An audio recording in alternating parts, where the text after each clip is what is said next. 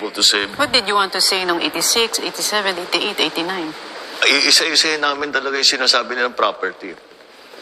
Kasi hindi maliwanag ang pag-aari ng mga property na sinasabi amin. Sinasabi namin hindi amin yan. Huwag niyo kami tinatax dyan. Paano ba sila nag-come up ng 203 billion hindi ko alam. na figure? Basta pinagsama-sama lang nila kung ano-anong property. Yung karamihan doon, hindi talaga wala kaming kinalaman doon.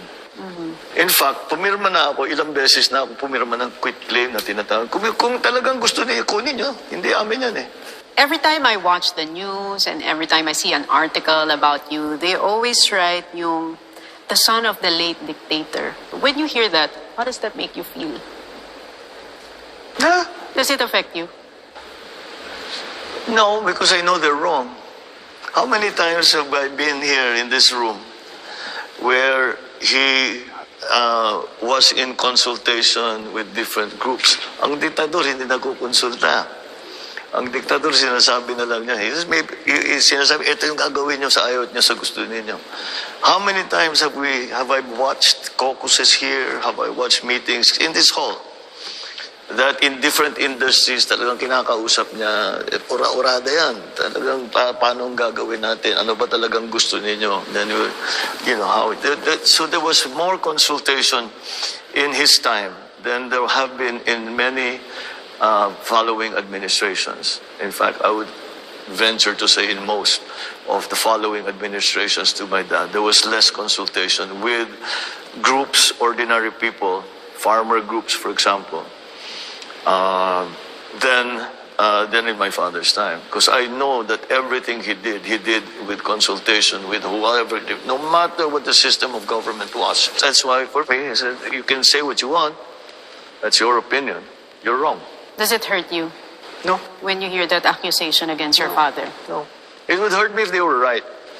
But they're wrong. So. Martial law, what is your take on that? Well, Kasi, can I tell you what I learned in school? oh, what did you learn in school?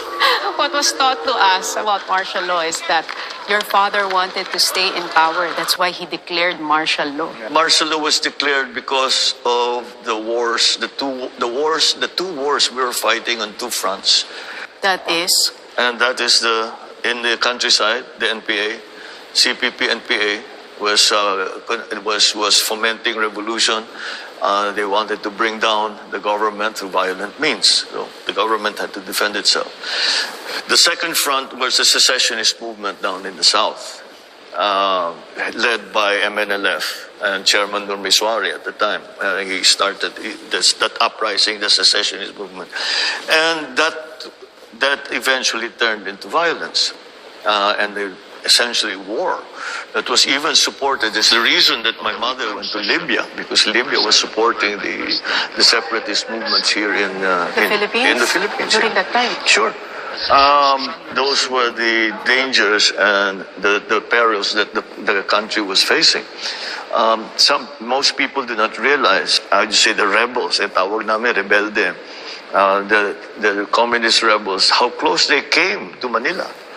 And how close they came to large urban centers, and slowly they gained control. And that's why it was necessary in my father's view at the time, to declare martial law. Kasi may gera na talaga eh. That reason, how come that was not discussed to us in school? How come it was not in the news? How come it was not printed on paper? That side of the story. Because the victors write history, don't they? It is the victors in a conflict that will write the history. The government fell, so the victors wrote this history, and that's what is being taught in schools, and that's what you heard and learned. Those reasons were expounded at great length during my father's time. Pero siyempre, nag-polarize na eh. So naging kalaban na eh. So yung kalaban, silang sumusulat ngayon ng history. Ayun ang nangyari, kaya ganyan ang natutunan ng tao. That's why tinatawag nila ngayon yung historical revisionism, historical distortion. Kaya lagi kong pag sinasabi na historical revisionism,